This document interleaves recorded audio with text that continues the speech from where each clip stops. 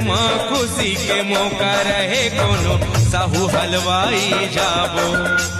बोधन catering service बढ़िया उहिला booking कराबो। डोसा नमकीन बढ़िया खाना के स्वाद पाबो जी। बोधन कैटरिंग सर्विस बढ़िया बुकिंग कराबो जी। बोधन कैटरिंग सर्विस साहू हलवाई। हमारा पता है गुंजिया बोर्ड हसौद, जिला शक्ति छत्तीसगढ़।